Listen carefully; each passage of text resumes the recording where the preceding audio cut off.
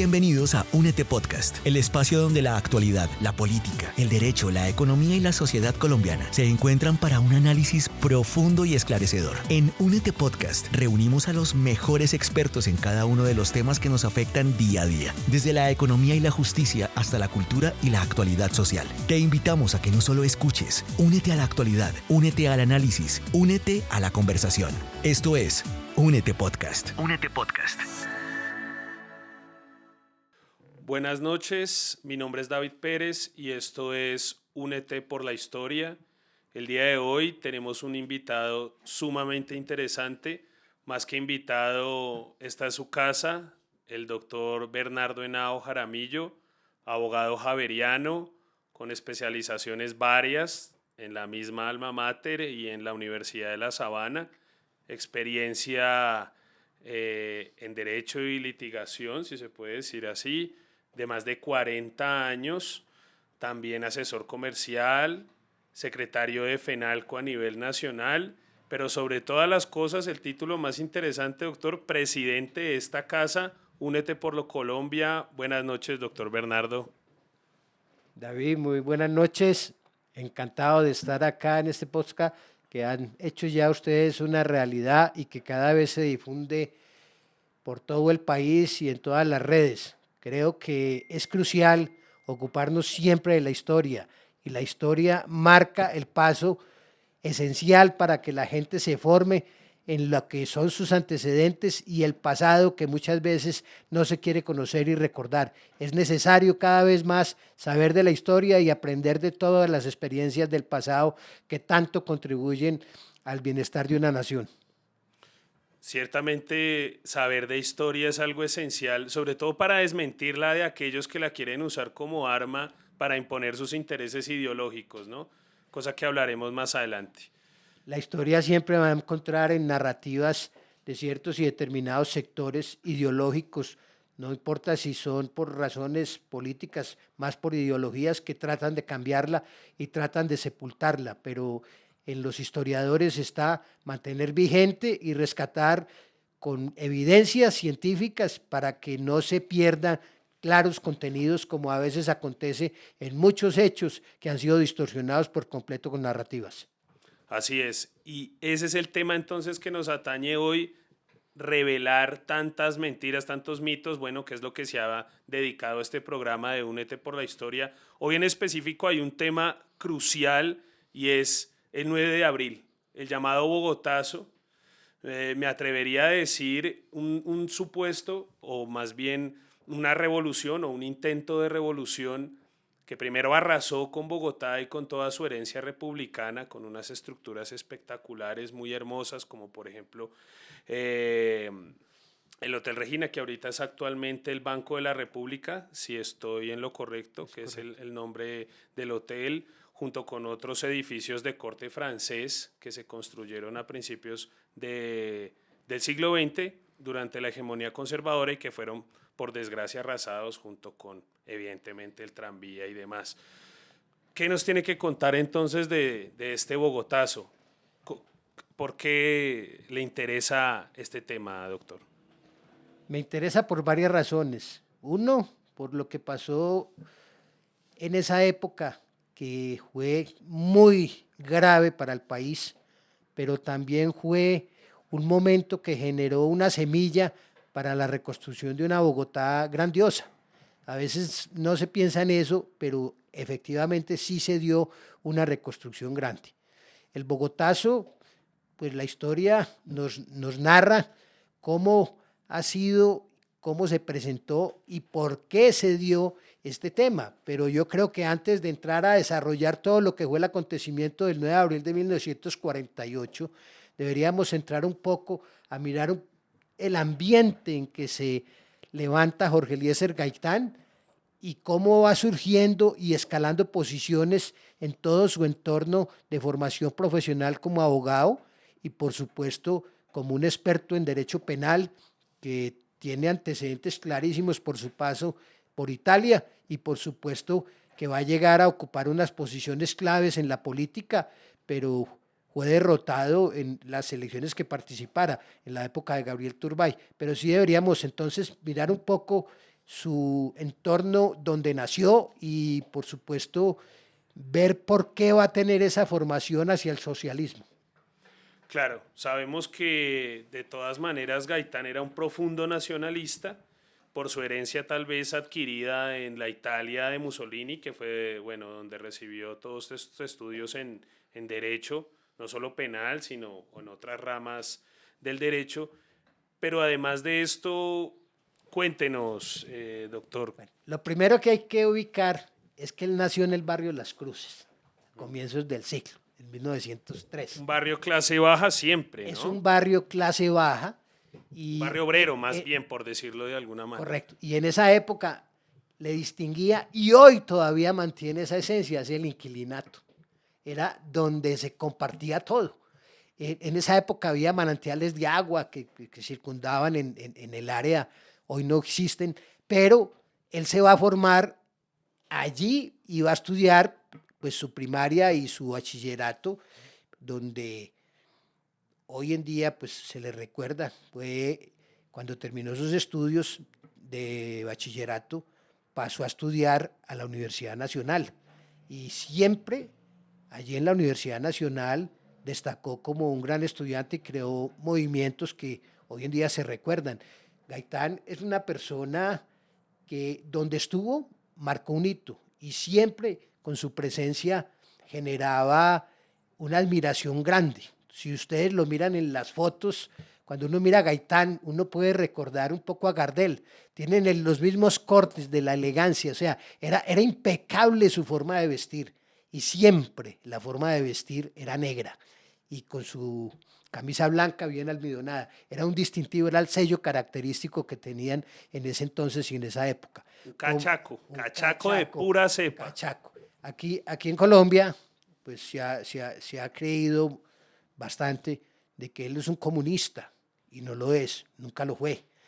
La inspiración de él en su formación netamente académica en lo que fue en la Universidad Nacional y cuando se fue a hacer su especialización en Derecho Penal a Italia, pues allí tuvo una influencia en la época en que estuvo, que era, estuvo compartiendo con los mejores profesores en Derecho Penal. Enrico Ferri, pues fue uno de sus maestros. Él allí no tuvo tiempo de inmiscuirse en todos los temas políticos de la era porque pues, la carrera le demandaba toda su presencia, pero hizo una gran tesis que le dio el premio Summa Cum Laude y después le fue galardonado el premio en la escuela de Enrico Ferri como gran escritor del derecho penal que fue en las causas que en su momento representó en Colombia y allí destacó con ese estudio que hoy es recordado y citado por los más importantes penalistas en esa época en Italia y acá en Colombia. Tuvo desde luego en el tema nuestro de nuestro país, tuvo una obra que sin duda fue, y nosotros los abogados la rescatamos, y es la elaboración del Código Penal de 1936 con Gutiérrez Anzola y otros grandes tratadistas del derecho penal, pero él indiscutiblemente sí fue un excelente orador y un excelente defensor de unas causas que ya nos ocuparemos enseguida de ellas. Sabemos entonces que un profundo defensor de las instituciones y ya eso lo aparta del comunismo, ¿no? Porque el comunismo quiere romper las instituciones y como un profundo amante de la ley, se puede decir un positivista de cierto modo, entonces iba a estar en contra de eso, por eso jamás iba a ser comunista. Pero me parece algo importante resaltar, doctor, y es la preparación que tuvo en Italia. Enrico Ferri, aparte de ser su maestro, también era un sociólogo muy relevante en la Italia fascista de Mussolini, pero también un gran penalista. ¿Cómo fue esta relación entre Enrico Ferri, su maestro, y Jorge Eliezer Gaitán? No, la destacó y desde luego cuando él estuvo esos 2 años en Italia, pues al lograr formarse y graduarse summa cum laude, pues se demuestra el reconocimiento del gran maestro que es Enrique Ferri, que lo vemos como padre del derecho penal moderno. Por supuesto, tuvieron una amistad grande y ese reconocimiento pues denota la ilustración que tiene Jorge Eliezer Gaitán y su formación, que no es más bien, como acá han tratado a veces de querer endilgar de comunista, sino más bien él obró, digamos, por ciertas causas sociales que haría que tuviéramos que darle un calificativo de cercanía al socialismo, pero era un socialismo en defensa de las causas que tuvo que representar, porque él representó muchas causas de trabajadores y particularmente adelantó la defensa en lo que se conoce de las bananeras. Claro. Pues el contexto de esta mediados del siglo, digamos, la segunda, tercera decena del siglo XX, es este periodo de entreguerras en el cual hay un socialismo, pero hay un socialismo de corte nacionalista, no siempre tiene que ser de un corte comunista, bolchevique, como a veces se mostraba en esa época, pero sí había un sindicalismo que llaman vertical y que se vio en algunas instituciones o en algunos países o en estados nacionalistas, como fue la España de Franco, la Italia de Mussolini, etcétera. Entonces, hay que apartar este tipo de, no son estos nacionalistas de corte, no son estos socialistas de corte progresista, sino unos socialistas de corte nacionalista, y esta es la línea entonces que toma Jorge Eliezer Gaitán, que ciertamente si viera cómo se comportan los socialistas de la actualidad, creo que estaría en total desacuerdo, por la pura facha, diría yo, ¿no? Yo creo que fue una línea más humanista, se preocupaban mucho por esas causas. Él, por ejemplo, en todo lo que trató de defender, causa curiosidad que los taxistas, por quererlos uniformar y por quererlos llevar a una presentación mejor en el desempeño de su labor, terminó siendo damnificado y perdió el puesto. Lastimosamente. Estas elecciones que tuvo con Turbay, que se presentó, fue aquel candidato que después perdió las elecciones y viajó a Francia y tuvo una muerte. ¿Cómo fue esa relación dentro del Partido Liberal? ¿Cómo entró a este? Porque parece que había una relación, apenas llegó con incluso Laureano Gómez y ciertos sectores conservadores que le intentaron coquetear, ¿no? ¿Cómo fue la integración de Gaitán en la política? El candidato era Gabriel Turbay, que era candidato del liberalismo. Lo que pasa es que Gaitán se salió del movimiento liberal y creó un movimiento donde toda la gente lo quería ver siempre como un nuevo partido y querían que creara un nuevo partido. Pero yo creo que él se dio cuenta que no era fácil avanzar con crear ese nuevo partido y se regresó al Partido Liberal y vino a competir en las elecciones con Gabriel Turbay, y ese día que participan ellas, pues las pierden con Mariano Ospina Pérez. Mariano Ospina Pérez es el conservador que los derrota y siempre le echarán la culpa porque él fue el tercero en votación, el segundo fue Gabriel Turbay y Mariano Ospina Pérez fue el que le va a tocar asumir el hecho del 9 de abril con doña Berta y todo lo que va a ocurrir en el Bogotazo. Pero ahí en esa elección él quedó de tercero. En realidad entonces doña Berta fue la que salvó la patria, lo vamos a ver más adelante, doctor. Está entonces Gaitán, es salido de la alcaldía de Bogotá por esta revuelta de los taxistas, por quererlos uniformar, por querer orden, ¿no?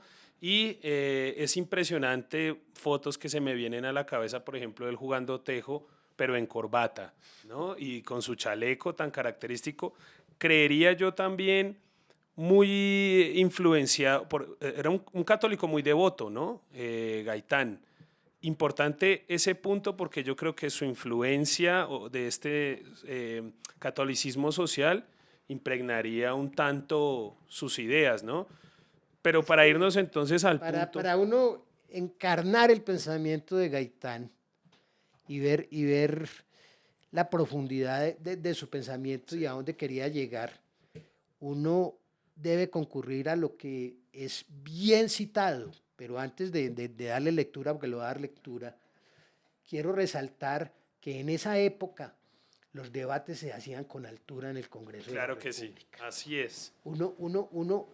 Los hombres de la talla de López Pumarejo, de la talla de Alberto Lleras Camargo, de la talla de Gabriel Turbay, de la misma talla de Mariano Ospina y Laureano Gómez, ni se diga, eran siempre respetuosos y con altura. Eruditos. Eran eruditos. Y da gusto escuchar Así es. esos discursos. Los Sin de importar Gaitán el se bando. pueden escuchar, no importa, o sea, porque es que son una elocuencia espectacular y tienen una literatura que da gusto leerla, interpretarla, analizarla y tenerla presente. Esto se Hoy perdió. se perdió por completo. Por desgracia. Vemos unos debates tan flojos, tan agresivos, tan vulgares, que el recinto de la democracia se irrespeta permanentemente con unas intervenciones que dejan mucho que desear de todos, indiscutiblemente, liberales, conservadores, verdes, lo que fuere, hasta petristas, todo lo que fuere.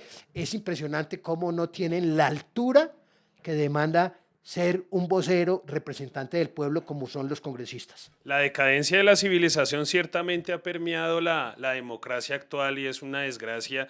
En los debates anteriormente se citaba a los clásicos, Aristóteles, Platón, Séneca, por lado y lado, incluso se llegaba a hablar de epistemología durante el debate, era un nivel de erudición gigantesco, cosa que se perdió actualmente, y me duele decirlo mucho, en todos los bandos. Sí. Pero doctor, yo Entonces, quisiera... Vamos a mirar entonces ese pensamiento, porque yo creo que aquí eso era lo es que le iba a donde decir. se entraña el pensamiento de él en esta oración por la paz, escrita el 7 de febrero de 1948. Dice así: Señor presidente Mariano Ospina Pérez, bajo el peso de una honda emoción me dirijo a vuestra excelencia, interpretando el querer y la voluntad de esta inmensa multitud que esconde su ardiente corazón, lacerado por tanta injusticia, bajo un silencio clamoroso para pedir que haya paz y piedad para la patria. En todo el día de hoy, excelentísimo señor, la capital de Colombia ha presenciado un espectáculo que no tiene precedentes en su historia. Gentes que vinieron de todo el país, de todas las latitudes, de los llanos ardientes y de las frías antiplanicias, han llegado a congregarse en esta plaza, cuna de nuestras libertades, para expresar la irrevocable decisión de defender sus derechos. 2 horas hace que la inmensa multitud desemboca en esta plaza y no se ha escuchado, sin embargo, un solo grito, porque en el fondo de los corazones solo se escucha el golpe de la emoción. Durante las grandes tempestades, la fuerza subterránea es mucho más poderosa y ésta tiene el poder de imponer la paz cuando quienes están obligados a imponerle no la imponen. Señor presidente, aquí no se oyen aplausos, solo se ven banderas negras que se agitan. Señor presidente, vos que sois un hombre de universidad, debéis comprender de lo que es capaz la disciplina de un partido que logra contrariar las leyes de la psicología colectiva para rescatar la emoción en un silencio como el de esta inmensa muchedumbre. Bien comprendéis que un partido que logra esto muy fácilmente podría reaccionar bajo el estímulo de la legítima defensa. Ninguna colectividad en el mundo ha dado una demostración superior a la presente, pero si esta manifestación sucede es porque hay algo grave y no por triviales razones. Hay un partido de orden capaz de realizar este acto para evitar que la sangre siga derramándose y para que las leyes se cumplan, porque ellas son expresión de la conciencia general. No me he engañado cuando he dicho que creo en la conciencia del pueblo, porque ese concepto ha sido ratificado ampliamente en esta demostración, donde los víctores y los aplausos desaparecen para que solo se escuche el rumor emocionado de los militares de banderas negras, que aquí se han traído para recordar a nuestros hombres villanamente asesinados. Señor presidente, serenamente, tranquilamente, con la emoción que atraviesa el espíritu de los ciudadanos que llenan esta plaza, os pedimos que ejerzáis vuestro mandato, el mismo que os ha dado el pueblo, para devolver al país la tranquilidad pública. Todo depende ahora de vos. Quienes abnegan en sangre el territorio de la patria cesarían en su ciega perfidia. Esos espíritus de mala intención callarían al simple imperio de vuestra voluntad. Amamos hondamente a esta nación y no queremos que nuestra barca victoriosa tenga que navegar sobre los ríos de sangre hacia el puerto de su destino inexorable. Señor presidente, en esta ocasión os reclamamos tesis económicas o políticas. No os reclamamos tesis económicas o políticas, apenas os pedimos que nuestra patria no transite por caminos que nos avergüencen ante propios y extraños. Os pedimos hechos de paz y de civilización. Nosotros, señor presidente, no somos cobardes, somos descendientes de los bravos que aniquilaron las tiranías en este suelo sagrado. Somos capaces de sacrificar nuestras vidas para salvar la paz y la libertad de Colombia. Impedid, Señor, la violencia. Queremos la defensa de la vida humana, que es lo que puede pedir un pueblo.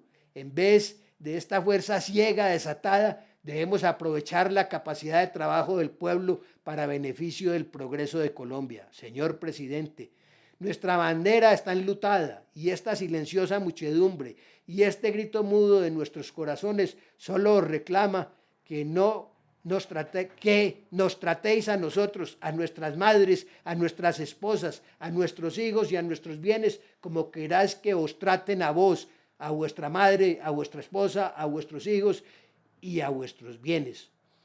Os decimos finalmente, excelentísimo Señor, bienaventurados los que entienden que las palabras de concordia y de paz no deben servir para ocultar sentimientos de rencor y exterminio.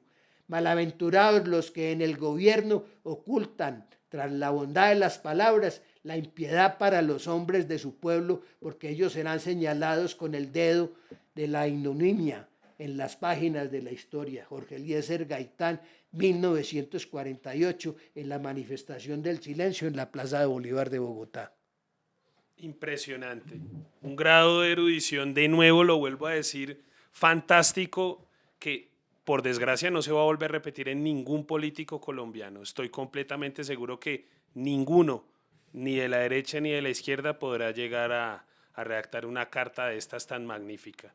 ¿Cuál es el contexto de esta Marcha del Silencio? ¿Qué es la Marcha del Silencio? Si usted lo mira, hoy, a lo que nos ocurre en Colombia y versus lo que ocurrió en ese año de la Marcha del Silencio, en la época en que se dio en 1948, ya muy cerca de lo que le iba a deparar el destino, podemos ver que vivimos situaciones muy parecidas en un país inmensamente ensangrentado por toda la violencia que se desató en aquel entonces a la que estamos viviendo hoy en día. Nosotros hoy tenemos nuestro territorio controlado por fuerzas al margen de la ley y tenemos una falta de autoridad donde los ciudadanos nos sentimos inermes y nos sentimos totalmente atemorizados y atemorizados.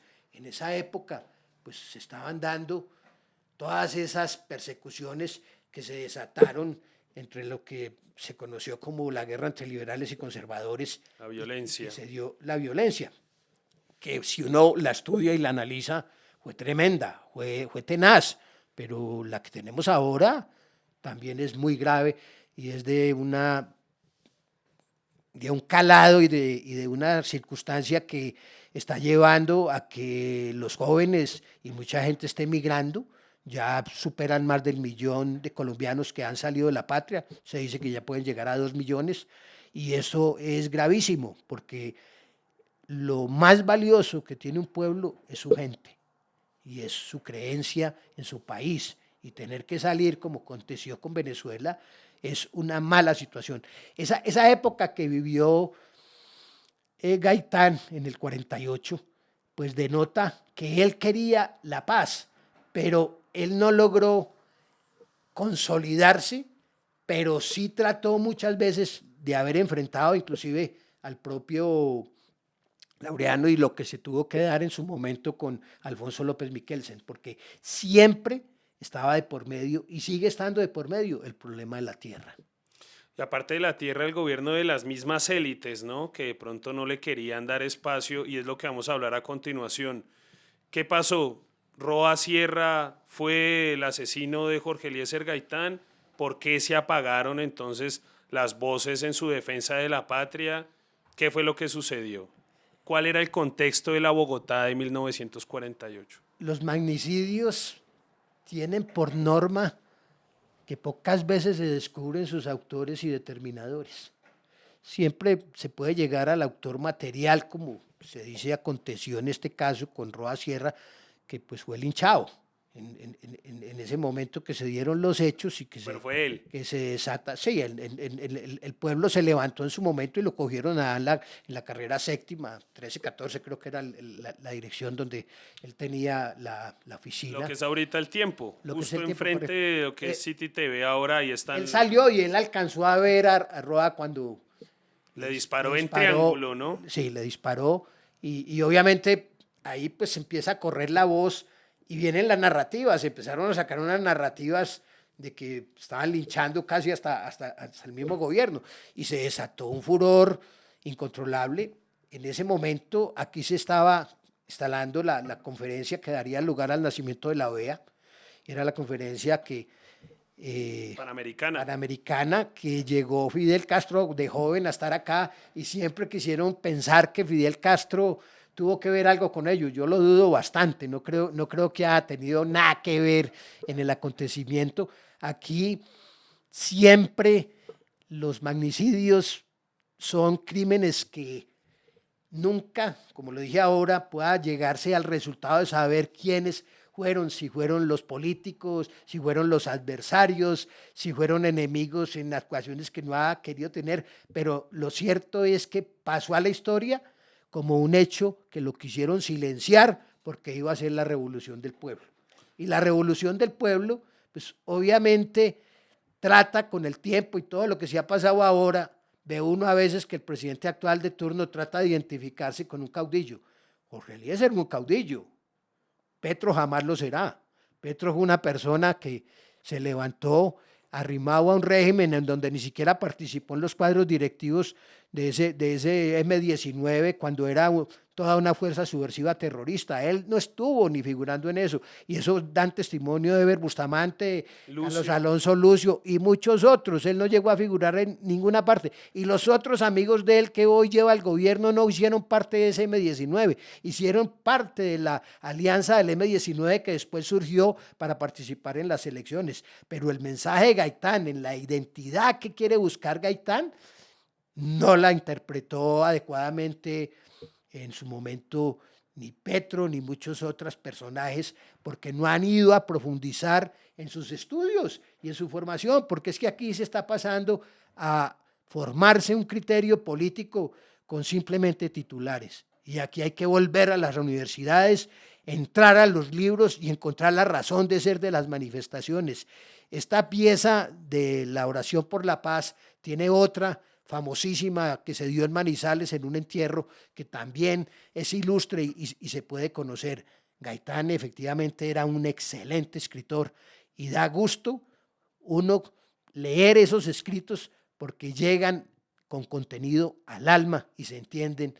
Y la gente, yo recuerdo, mi padre era un gaitanista a morir, o sea, y lo defendía a capa y espada y por supuesto siempre querían ver en él lo que pasó, y cuando lo matan en la forma tan miserable como le causaron la muerte, pues se desató un cambio para el país que le cambiaron por completo su historia. Seguro, hay una teoría paralela, ¿no?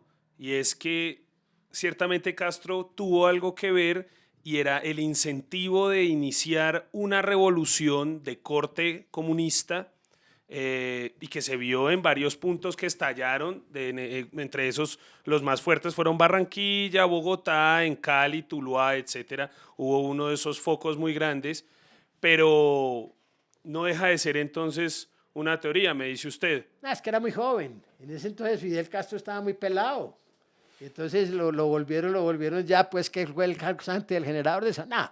Ahí creo yo, pues, o sea, yo no tengo la verdad sabida en todo este tema, pero me parece que, digamos, cuando uno estudia la historia del comunismo, nosotros le llevamos a la JEP, perdón, a la Comisión de la Verdad, los antecedentes de cómo el comunismo estuvo en Colombia, y ahí narramos de cómo llega el comunismo a Colombia, y es una versión que podemos después tratar en otro acontecimiento, de que se diga cómo fueron esos primeros comunistas que llegaron, y ahí se da lo de Barranquilla, y cómo fueron a reclutar gente y a manejar, pero dudo mucho que haya tenido que ver en cierta forma con este tema. Puede que lo han podido capitalizar, pero lo cierto es que el silencio de Gaitán siempre lo va a entender el común de las gentes de esa época, y algo que obedecía a algún fenómeno de la oligarquía o que obedecía a algún fenómeno partidista que le querían acabar el historial mismo.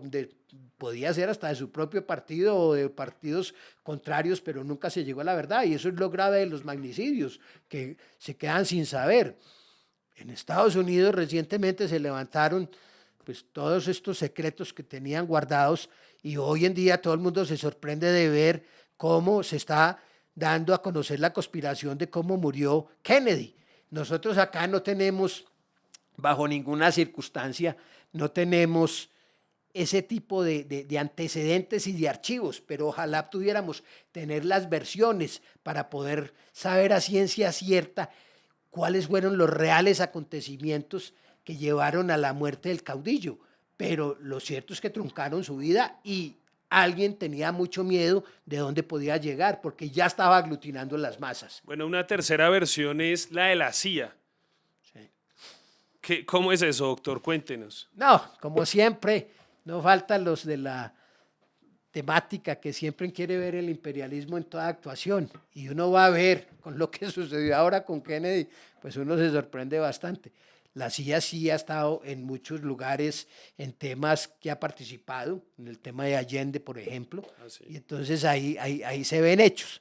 Acá también se narró y se gestó esa teoría, pero siempre va a quedar en el misterio, el enigma de quién fue el autor intelectual y determinador de la muerte del caudillo. Era reciente la misión Kemmener, y Colombia, de cierto modo, en los primeros 30 años tuvo un auge económico muy interesante. Tal vez esto fue algo de lo que permitió o digamos asustó un tanto a los norteamericanos, que eso se convirtiera en un futuro, en una cercanía con la Rusia bolchevique, ¿no? ¿Podría llegar a ocurrir? No creo. O sea, lo que más le afectó a él, y él lo recordaba mucho, fue la pérdida de Panamá. O sea, A todos. Eso fue como a todos. Tanto liberales, Miguel Antonio Caro también la lloró literalmente. Recibir 25 millones de dólares por Estados Unidos, por un territorio que era nuestro, que tenía un gran futuro, es de lo más absurdo, y él siempre tuvo presente ese hecho, y eso le mostró.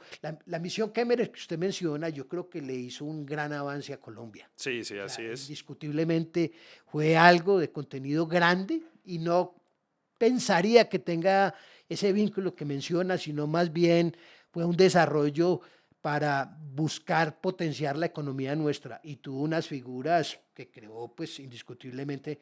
La Contraloría General de la República. La Contraloría fue en esa época, y es en el 23. En el 23, correcto. Entonces, esa misión sentó la historia y sentó muchas bases. Hay muchas otras actuaciones de la Contraloría. Uno cuando estudia el ministro de Hacienda, que fue, espere, me acuerdo bien el nombre de él, de los primeros ministros, ahora se me escapa el nombre, ve por qué sugirió y apoyó la creación de la misión Kemmerer. Y ya lo miraremos en su momento. Es el padre de la Hacienda Pública, Esteban Jaramillo, creo que es que se llama el entonces ministro de Hacienda de aquel entonces. Era la danza de los millones, ¿no? Lo que llamaban en esa época, durante una bonanza del café espectacular, se empezó a exportar petróleo, oro, platino, banano. Bueno, y con respecto al banano, ¿qué tuvo que ver Gaitán, la masacre de las bananeras y Gabriel García Márquez? Esa es otra de las narrativas que nos han traído a colación, y gran culpa de eso la tiene García Márquez.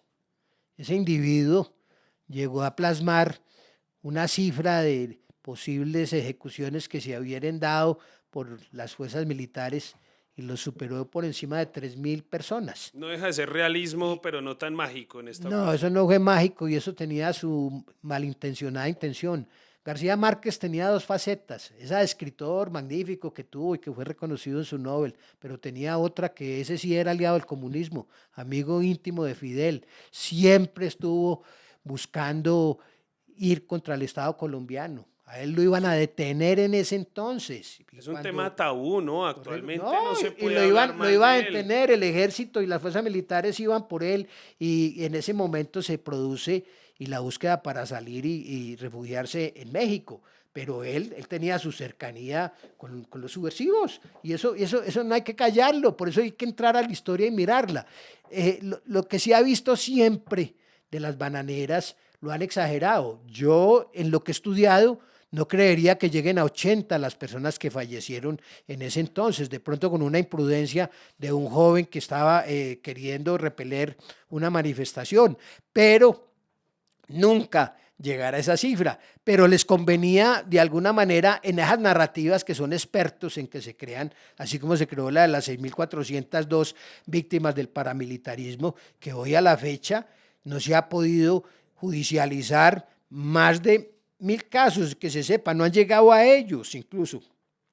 No ha logrado la G determinar eso y no va a llegar porque son narrativas que se van reproduciendo y se van haciendo eco. Y es como decían en alguna ocasión Laureano, que en la medida en que de la calumnia se va dando y se va dando y se va reproduciendo, algo queda. Entonces aquí el gran problema que tenemos en Colombia son esas narrativas que se van creando y se van inventando, y la de las bananeras es claramente esa narrativa que crearon y aumentaron a miles de personas fallecidas en ese entonces, y era imposible que hubiese dado todo ese tema, pero hoy en día al común de la gente, si es que ni siquiera recuerden de la matanza de las bananeras, como se dice, pues tienen que documentarse cómo fue, pero es la locución que hizo García Márquez en su obra. No, es que de cierto modo la izquierda ha sido, y eso hay que reconocérselo, una maestra de la publicidad, ¿no? Una cosa espléndida para dejar estos mitos, estas cifras en el subconsciente del colombiano. David Bushnell, uno de los estudiosos más importantes, valga la redundancia, de la historia de Colombia, escribe un libro magnífico, un manual, Colombia, una nación a pesar de sí misma, en la cual confirma que son 80 muertos. Entre 80 y 82 es lo que dice Bushnell, profesor de Oxford, entre otras universidades muy importantes. Esta cifra, junto con otros mitos que han recorrido la historia republicana de Colombia, no me voy a detener en eso, pero sí voy a hacer un apunte muy interesante e irónico, y era cuando en el estallido social decían que metían a los estudiantes en los almacenes Éxito a matarlos, supuestamente, o que los curas disparaban desde los campanarios de los pueblos para supuestamente repeler el estallido social del 2021. Esto y muchas otras más que nos tuvimos entonces que aguantar y que se han ido repitiendo y repitiendo y repitiendo, y como lo dirían los nazis, ¿no? Si usted dice muchas veces una mentira, tal vez en un futuro llegue a convertirse en verdad. Irónico que esta gente aplique estas teorías nazis de publicidad para poder permear las mentes de las juventudes actuales. Goebbels sabía cómo eran los temas con relación a la información y a la actuación, pero cuando uno mira a dónde llegó la violencia por ese sectarismo, si se quiere, o por cualquier otra figura entre liberales y conservadores, matarse por un color, fue impresionante, y las historias que narra la violencia fueron grotescas, fueron muy violentas, pero uno la comparación que yo estaba haciendo de esa época violenta a la que estamos viviendo ahora, nosotros estamos llegando a unos niveles absurdos de desplazamiento forzado que no se tienen antecedentes. Lo que sucede en el Catatumbo, lo que está sucediendo en Chocó, lo que pasa en el Guaviare y todo, es una demostración de que el terrorismo se está imponiendo a base de fuerza y terror y miedo. Y por supuesto, en Colombia nadie en su sano sentido puede entender que el presidente tienda todos esos puentes hacia estas personas que desde luego no hacen sino delinquir y producir esa droga que tanto daño le hace a la humanidad. Y allí es donde radica el gran mal colombiano, y por supuesto en Venezuela se está haciendo una alianza macabra con ese cartel de los soles y que se han venido a tratar de coger el Catatumbo. Entonces, toda esta violencia le conviene al narcotráfico. Así es. Doctor, para cerrar, 2 cosas muy simples. La primera, ¿qué diría un docto como lo fue Jorge Eliezer Gaitán del actual gobierno que pide amor y comprensión para los grupos terroristas? 2, ¿dónde está la tumba de Jorge Eliezer Gaitán? Creo que para los bogotanos, en su gran mayoría, es un misterio dónde descansan entonces los restos de este caudillo y por qué no tiene un museo o algún tipo de mausoleo. Esa manifestación que hizo recientemente el presidente Gustavo Petro con relación al amor a los integrantes del Tren de Aragua y la forma como lo expresó, yo creo que hace que se revuelque desde su tumba Jorge Eliezer Gaitán. Y es terrible que lo cite, que se compare con él. Correcto, eso no es propio de esta persona, porque Jorge Eliezer es una persona que luchó por la justicia. Y la legalidad. Luchó por la legalidad. Así es. Y esto que está pasando ahora con este caballero, pues nos está poniendo en serios aprietos con el mismo gobierno de los Estados Unidos. Eso que pasó con la secretaria de Seguridad en reciente visita, que tanto la elogió el presidente y que tanto la elogió la Sarabia, después se vino a conocer en la declaración que ella entregó cómo fue desastrosa esa reunión y cómo fue de grave el irrespeto en que incurrieron con ella. Durante media hora habló mal del gobierno, el cual lo estaba recibiendo, increíble. Y eso va a exponernos eventualmente a una desertificación. La tumba está en la casa de él, en la casa de Gloria Gaitán, de Teusaquillo. Allí está la tumba. Ella pidió que le permitieran tener el cuerpo allí. Creo que la tumba está bastante deteriorada, bastante abandonada. El lugar que él merecía tener era el cementerio central, pero ella siempre con la característica de rebelarse en su momento contra el mismo gobierno y contra todo lo que rodeaba la situación de ese entonces, porque era un gobierno conservador, optó por que se diera y siguen sus restos allí en esa casa de Teusaquillo. Así es, donde se intentó hacer un museo y se robaron la plata de ese museo. Es cierto. Parece ser que sí era la casa donde ellos crecieron, bueno, no sé. Yo creo que ahí sí hubo algo. Ellos arrancaron en Las Cruces y después pasaron a esta casa y estuvieron ahí. Sin embargo, una casa sencilla, no dejó su talante académico enorme, pero su modo de vivir siempre se mantuvo sencillo relativamente. Fue sencillo, él no fue un tipo... sencillo pero bien presentado. Quisiera utilizar Ferragamo, él lo utilizaba. Así es. Freud, seguramente otro calzado Corona. Seguramente lo compraría en el Restrepo. Era una persona humilde, pero siempre elegante. Así sí, es. Lo que se perdió, la estética. Correcto. Así es. Bueno, doctor, un placer entonces tener esta conversación con usted. Fantásticos estos detalles y a todos los que nos ven, por favor, suscríbanse, le dan a la campanita para que vayan teniendo la recolección de todos los videos que estamos haciendo de manera semanal. Esto es Únete por la Historia. Muchas gracias, Diego, en los controles. Sí, de nada, siempre para ayudar. Vale, hasta luego, buena noche. Chao, muchas gracias y hasta una próxima. Bienvenidos a Únete Podcast, el espacio donde la actualidad, la política, el derecho, la economía y la sociedad colombiana se encuentran para un análisis profundo y esclarecedor. En Únete Podcast reunimos a los mejores expertos en cada uno de los temas que nos afectan día a día, desde la economía y la justicia hasta la cultura y la actualidad social. Te invitamos a que no solo escuches, únete a la actualidad, únete al análisis, únete a la conversación. Esto es Únete Podcast. Únete Podcast.